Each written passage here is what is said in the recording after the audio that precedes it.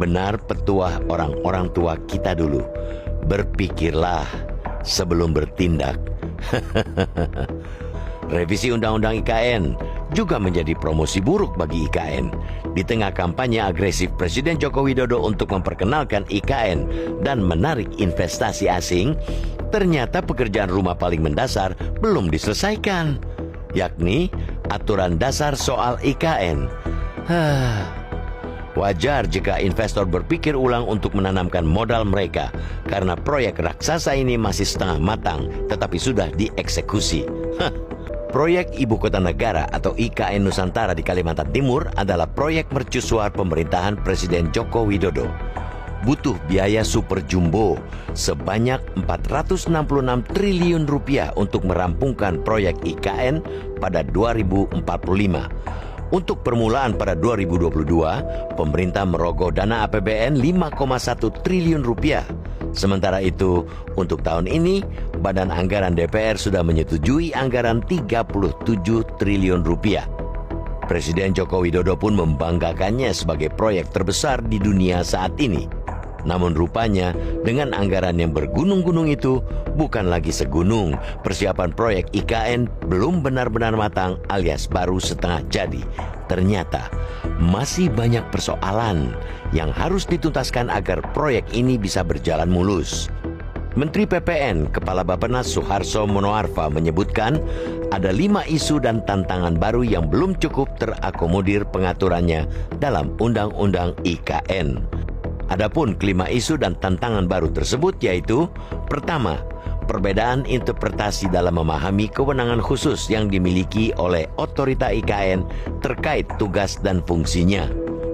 Kedua, otorita IKN sebagai pengguna anggaran dan pengguna barang serta aspek pembiayaan yang dapat dilakukan secara mandiri sebagai pemerintah daerah khusus.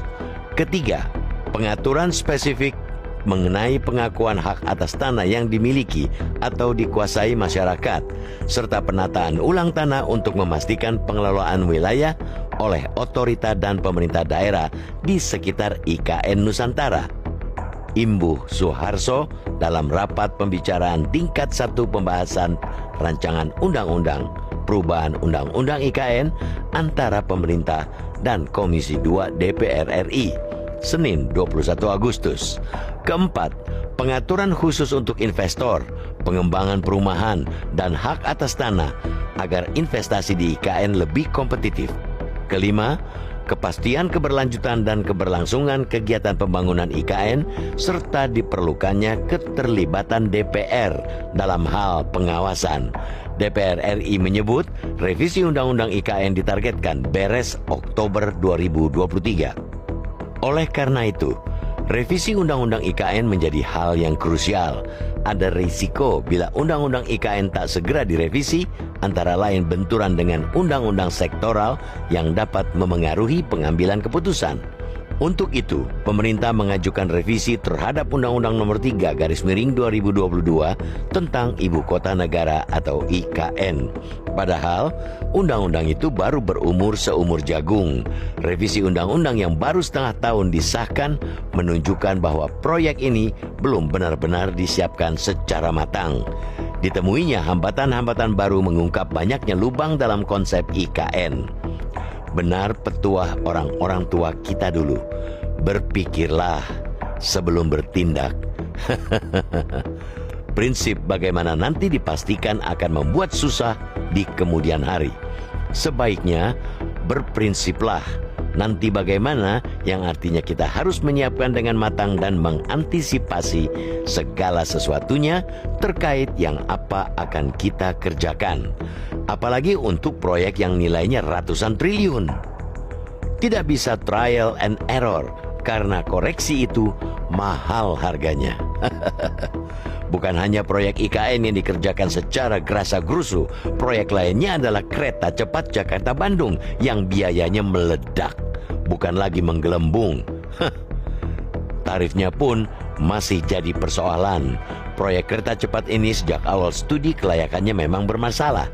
Pemerintah harus bekerja keras meyakinkan publik baik dalam negeri atau luar negeri, bahwa proyek yang diajukan menjadi proyek strategis nasional hingga 2034 itu layak dilanjutkan dengan seabrek bolong-bolong yang ada. Revisi Undang-Undang IKN juga menjadi promosi buruk bagi IKN. Di tengah kampanye agresif Presiden Joko Widodo untuk memperkenalkan IKN dan menarik investasi asing, ternyata pekerjaan rumah paling mendasar belum diselesaikan, yakni aturan dasar soal IKN.